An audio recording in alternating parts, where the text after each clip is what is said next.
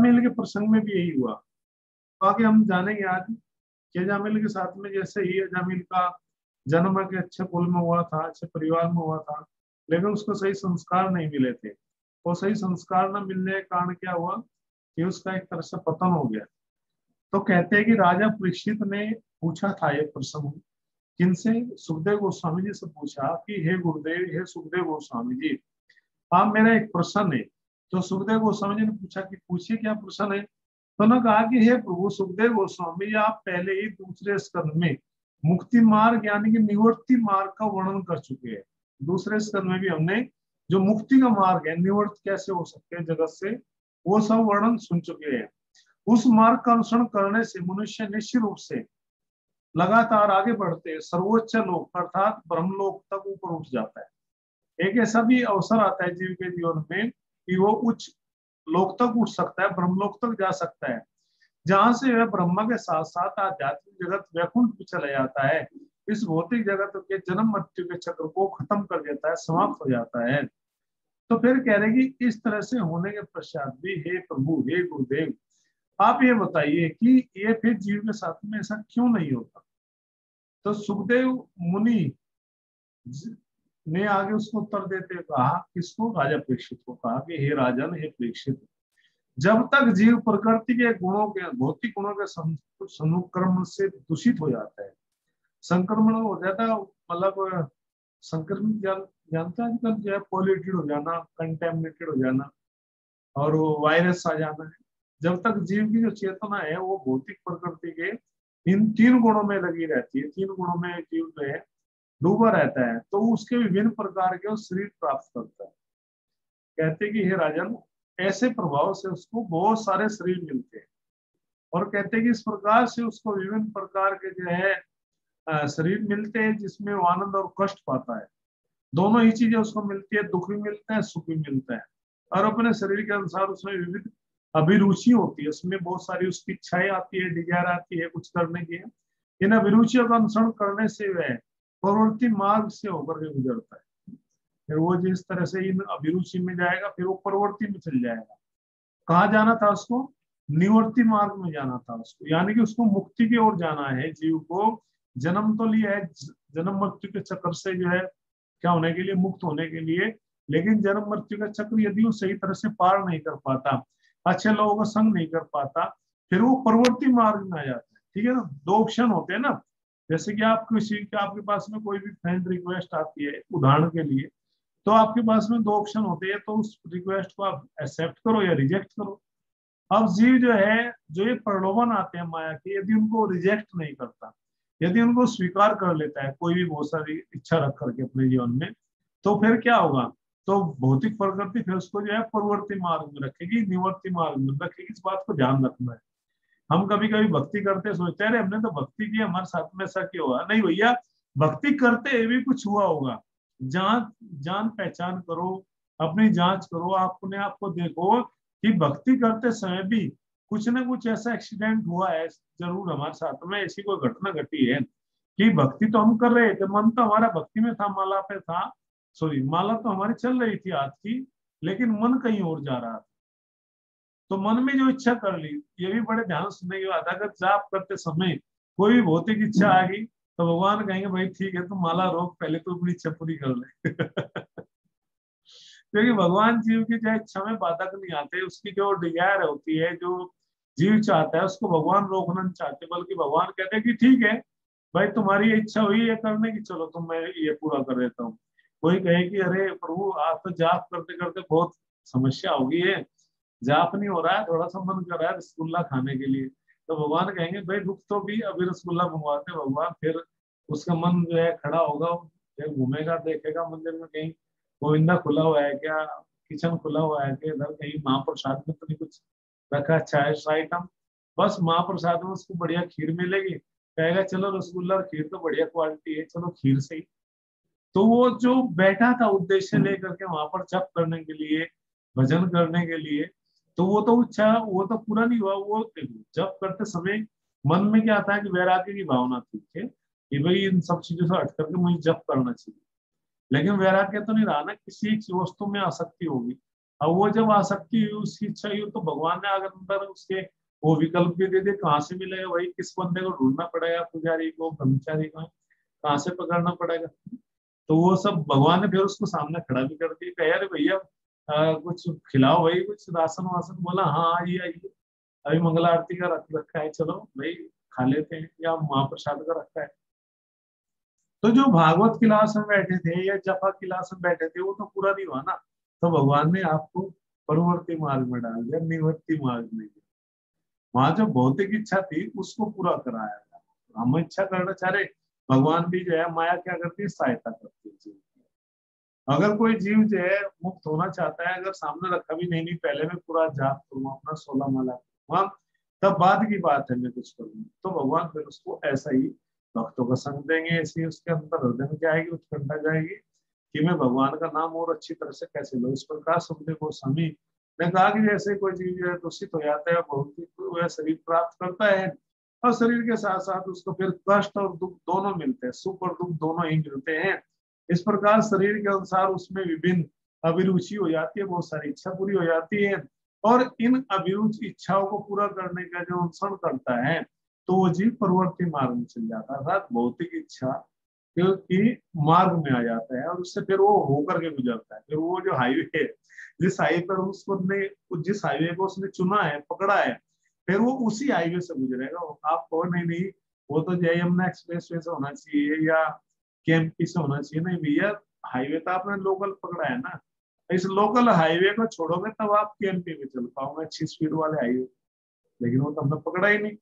तो जिससे वह सर्वलोक तक ऊपर उठ जाता है, ऊपर चले जाता है। जैसे कि देखो कोई व्यक्ति भक्ति करता है, बहुत सारे ऐसे हमने देखा भक्त के जीवन में कि भक्ति करने की इच्छा हो, अच्छा भक्त है, बहुत सुंदर है, लेकिन मन में इच्छा है कि चलो भाई हम जो है गृहस्थ जीवन में जाते, तो वो भी इच्छा भगवान पूरी करेंगे, ऐसा हो रहा है कि नहीं उसको रोकेंगे, नहीं उसकी वो भी इच्छा पूरी करेंगे। इस तरह से जो है वो व्यक्ति जो है थोड़ा देखो उसने पुण्य तो किया ही है, 4 नियम भी पालन किया है, मांसाहार नहीं करता, बुराई नहीं है, जुआ सट्टा लॉटरी ड्रिंकिंग नहीं करता है, नियम तो पालन कैसे भी कैसे कर रहा है ना, इतनी बड़ी बुराई से तो बच रहा है, साथ साथ नाम भी ले रहा है।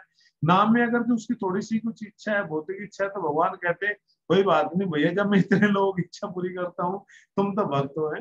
इसलिए प्रभुपा जी ने क्या बोला कि अधिकतर भक्त कहाँ जाएंगे, स्वर्ग में जाएंगे। तो यहाँ पर वही बात को प्रभुपा जी कह रहे हैं कि वे भक्त कहाँ जाएंगे, स्वर्ग में चले जाते हैं। स्वर्ग तक ऊपर उठ जाता है, स्वर्गलोक जाएगा, स्वर्गलोक में खूब भोग भोगेगा, भोगने के बाद फिर भौतिक इच्छा होगी, फिर वो नीचे प्रकृति के द्वारा फिर नीचे गिरा दिया है।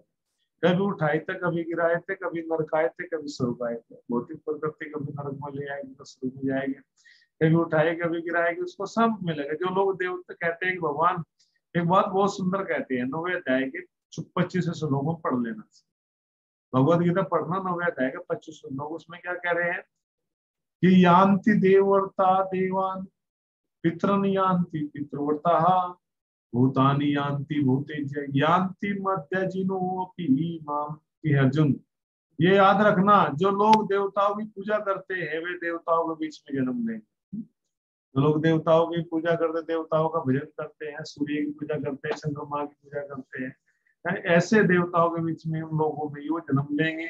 और कह रहे कि जो भूतानी है, जो भूत प्रेत की क्या करते हैं, पूजा करते हैं, ऐसे लोग भी है जो देवानी पितृयंती यान्ति पुत्र क्या है, भूतानी यान्ति भूतेज्य, ऐसे लोग जो है भूतों के बीच में जन्म लेंगे। कौन, जो भूतेज्य, जो भूतों की पूजा करते हैं, भूत प्रेतों पे विश्वास करते, तमोगुण में डूबे हुए हैं, योनि के बीच में जन्म ले। जो लोग पितरों की पूजा करते हैं, भूत वाला भूत की पास जाए, पितरों की पूजा करते पितरों के पास जाते हैं।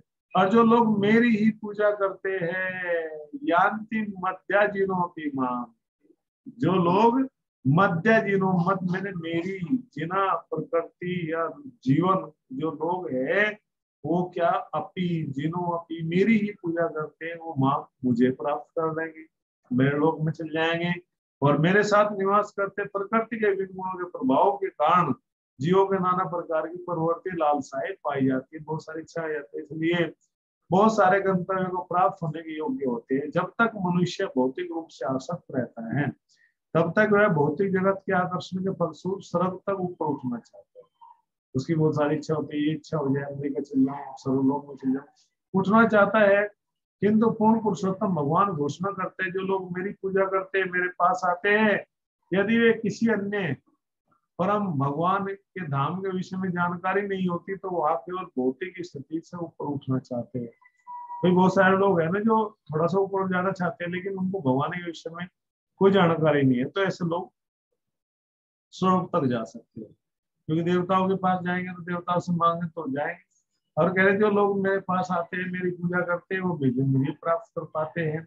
यद गत्वा न निवर्तन्ते तद्धाम परमम्।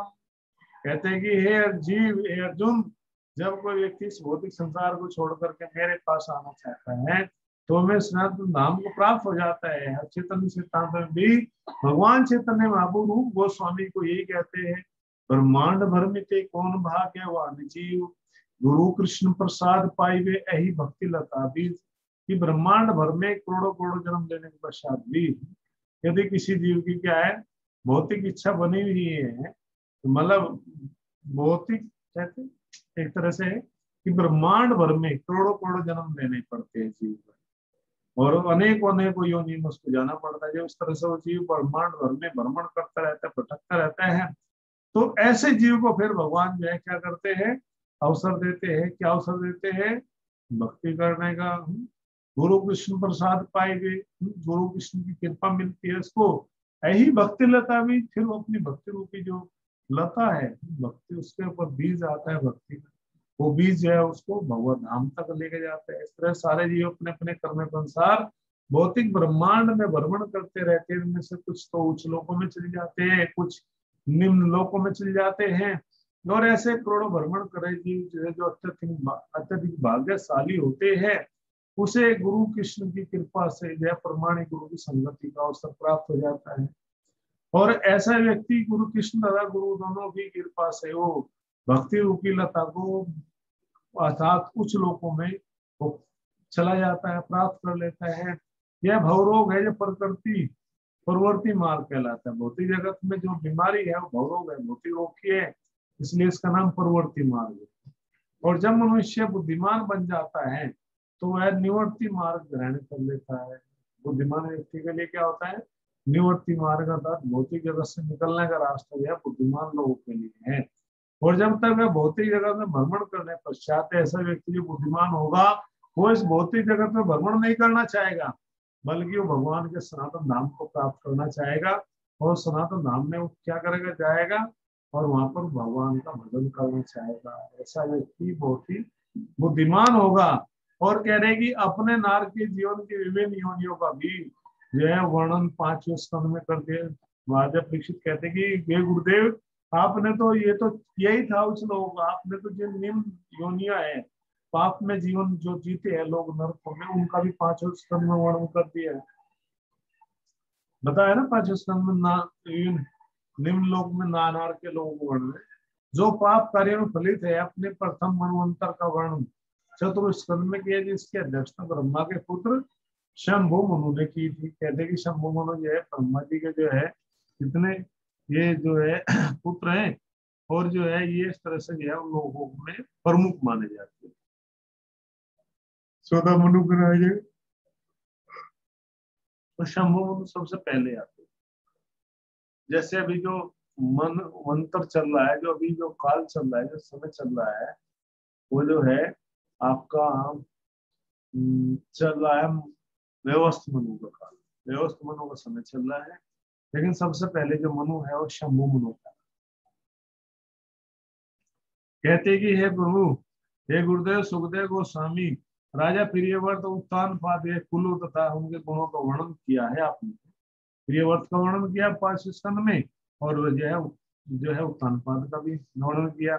और उसके विभिन्न नक्षत्रों, विभिन्न भूलों को, समुद्र, उद्यान, वृक्षों से विभिन्न भिन्न भिन्न अलग है।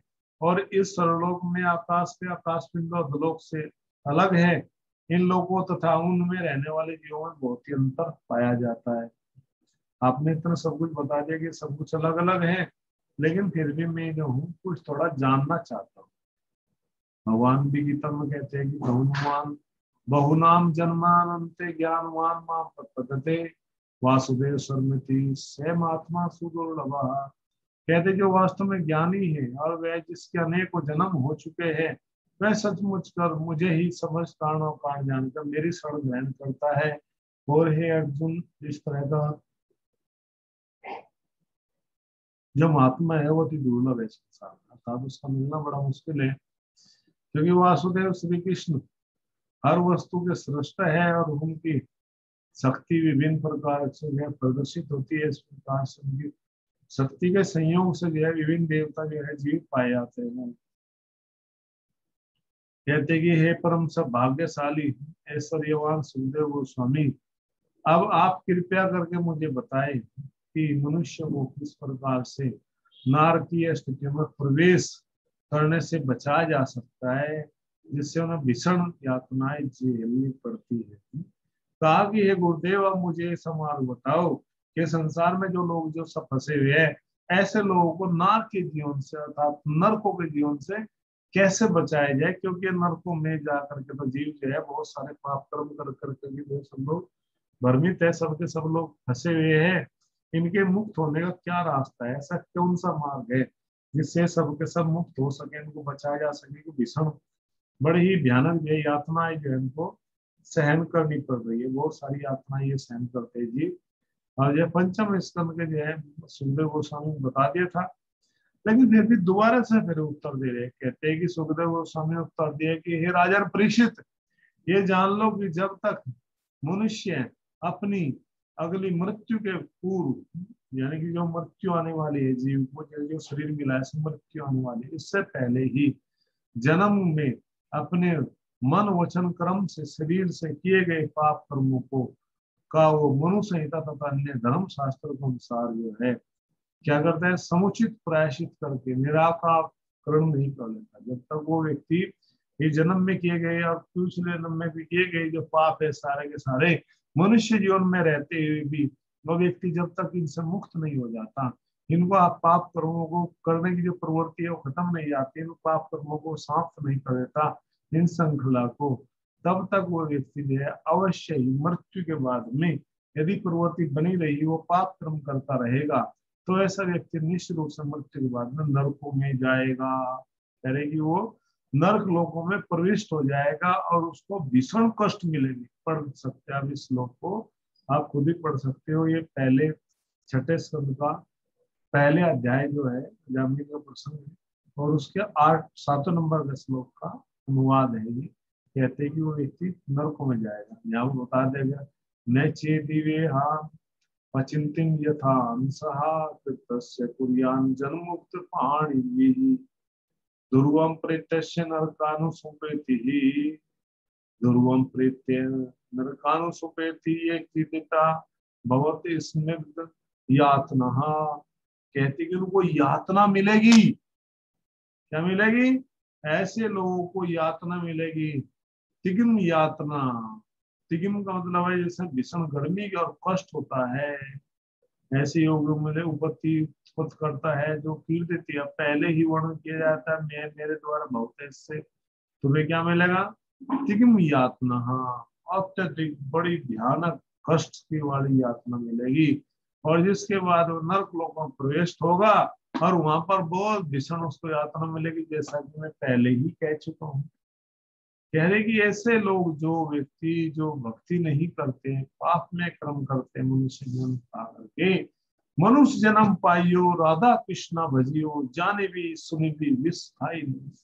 कि मनुष्य जीवन तो मुझे मिला लेकिन जान बुझ करके मैं क्या खा रहा हूँ? विष खा रहा हूँ, जहर पी रहा हूँ। और जो है क्या है, संसार विषयानल दीवा निशी दीवा हिया जाओ। रात दिन दीवा निशी में ना, रात दिन दिया हृदय, जो हृदय है वो जल रहा है, जल। तो इस पाप क्रम से मुक्त नहीं हो पा रहा, बल्कि अपने हृदय को रात में वो जला रहा है। ऐसा व्यक्ति, उसके पाप कर्म के जो फल है वो नष्ट हो सकते हैं। कैसे? जैसे भगवत गीता भगवान कह रहे 14वें अध्याय के 26वें श्लोक है, बड़ा ध्यान सुनने का है। क्या है? माम चे युवा विचारीण भक्ति योगे निसेवते सगुणान संति ये तान परम भूया कल्पते है। कहते हैं कि अर्जुन भक्ति इतनी प्रबल होती है कि यदि पूरी तरह से कोई कृष्ण की शरण ग्रहण कर लेता है और पूरी तरह से उसकी भक्ति करे तो उसके सारे पाप में जीवन के सारे फल तुरंत समाप्त हो जाते हैं। भक्ति इतनी प्रबल है, इतनी जो है महत्वपूर्ण होती है कि यदि कोई व्यक्ति पाप कर्मों का प्रायश्चित कर लेता है तो भक्ति उसके सारे पापों को जला के राख कर देती है। अर्थात पाप कर्म करने की जो हृदय के अंदर जो जिज्ञासा है, जो उत्कंठा है, जो पाप कर्म करने की जो प्रवृत्ति है, यदि उससे कोई व्यक्ति मुक्त हो जाता है, पाप कर्म करने से वो मुक्त कर लेता है, तो क्या होती है, भगवत गीता में ब्रह्म संहिता में ब्रह्म जी कहते हैं कर्माणि निर्दयति भक्ति च भाजाम। ये जो भक्ति है वो कर्माणि निर्दयति, कर्मों की जो श्रृंखला है, जो जो कड़ी है कर्मों की, जिसमें पाप कर्म करने प्रवृत्ति, उसको निर्दयति जला देती है। यदि कोई शुद्ध भक्ति करता है तो दो विधि यहाँ पर बताएगी, एक तो शुद्ध भक्ति के द्वारा जो है कर्म कर सकते हैं, और दूसरा किसी भक्तों के साथ में रह करके साथ करके अधिकांश जो है क्या कर सकता है, अपने सारे पाप कर्मों के फलों को नष्ट कर सकता है। ये सबसे महत्वपूर्ण। तो क्या होता है, जब जल जाती है अंदर से तो पाप कर्म के जो फल है, जो हृदय के अंदर इच्छा है, वो सब नष्ट हो जाते हैं। भगवान श्री कृष्ण मनुष्य को प्रेरित करते हैं कि वे अन्य कर्मों को त्याग करके उनकी शरण में आ जाए। जितने सब कर्म है जो तुम्हें मेरी भक्ति में रोकते हैं, वे मैं छोड़ करके मेरे शरण में आ जाए। अहम तुम सर्व पापे विमोक्षामि मां शुचः, कि मैं तुम्हें समस्त पापों की श्रृंखला से मुक्त कर दूंगा, तुम डरो मत, मां शुचः, डरो मत, क्योंकि सारे फल जो है तुम्हें नहीं तो मृत्यु के समय जो है ढोने पड़ेंगे। इस तरह से सुखदेव गोस्वामी सुंदर तरीके से तब महाराज कृष्ण को भक्ति योग की महिमा का जो है प्रस्तुत करता है। कर्म कांड के अनुसार कहते हैं कि जो है 80 प्रमाणिक शास्त्र है तथा मनु संहिता में जो धर्म शास्त्र कहलाता है, इन शास्त्रों में मनुष्य को अन्य प्रकार के सकाम कर्म करके पाप कर्मों का निराकरण करने का जो है क्या दिया, परामर्श दिया गया है, सलाह दी गई। भी पाप कर्म कर दिया उससे छुटकारा पाने के लिए सलाह दी गई है। तो सुखदेव गोस्वामी ने महाराज कृष्ण को सबसे पहले क्या बताया था, मार्ग की संस्तुति की थी। कौन सी? प्रवृत्ति मार्ग। और तथ्य यह है कि जब तक कोई व्यक्ति इसे स्वीकार नहीं कर देता था, अपने पवित्र कर्मों के कारण वह धर्म शास्त्रों को केवल मानकर कार्य करता होता है, तो यही उसके लिए सबसे बड़ा क्या होता है, प्रायश्चित होता है। अर्थात कोई व्यक्ति यदि धर्म शास्त्रों के आगे को मान करके उनके अनुसार कर्म करता है, पाप कर्म करने से बचता है, तो ऐसा जो धर्म शास्त्र है ये उसको प्रायश्चित की ओर ले जाते हैं। ये व्यक्ति के अंदर खुद क्या हो जाए, ज्ञान हो जाए। जन्म से ज्ञान होना, गुरु के द्वारा ज्ञान देना, कष्टों में पड़ा हुआ व्यक्ति ज्ञान होना, और एक होता है भगवान का द्वारा आत्म साक्षात्कार, अर्थात उसको जो है अंतर हृदय में ये जानकारी हो जाना कि मेरा जो संबंध है भगवान से है और मुझे इन पाप कर्मों से बाहर निकलना है।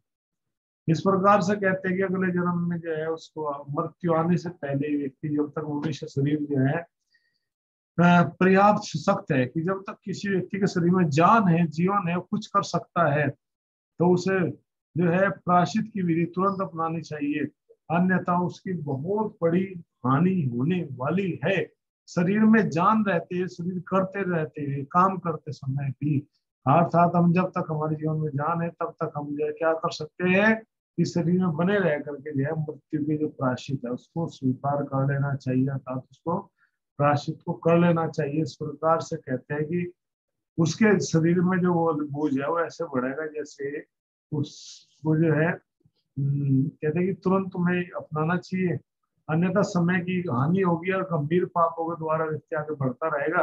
एक इस प्रकार से एक बढ़िया डॉक्टर होता है, रोगी को निदान और उपचार उसकी गंभीरता के अनुसार करता है, उसी तरह से मनुष्य अपने पाप कर्मों के गहनतम अधिकार को दूर कर सकता है, अर्थात वो अपने आप को क्या कर सकता है, तीन पाप कर्मों की श्रृंखला से मुक्त कर सकता है भगवान की भक्ति करके, शुद्ध भक्ति करके। तो कल हम जानेंगे कि यही उदाहरण सिंह है अजामिल के जीवन में हुआ, फिर उसका क्या। हरे कृष्ण। अर्थात अजामिल को कौन सा लाभ मिला शुद्ध भक्ति करने का, या उसने भक्ति की, ये सब जानने के लिए आप बने रहिए। हरे कृष्ण, जय श्री राम। अब यदि किसी वक्ता को क्वेश्चन है, कमेंट है तो पूछ सकते हैं। आपका स्पीकर जो है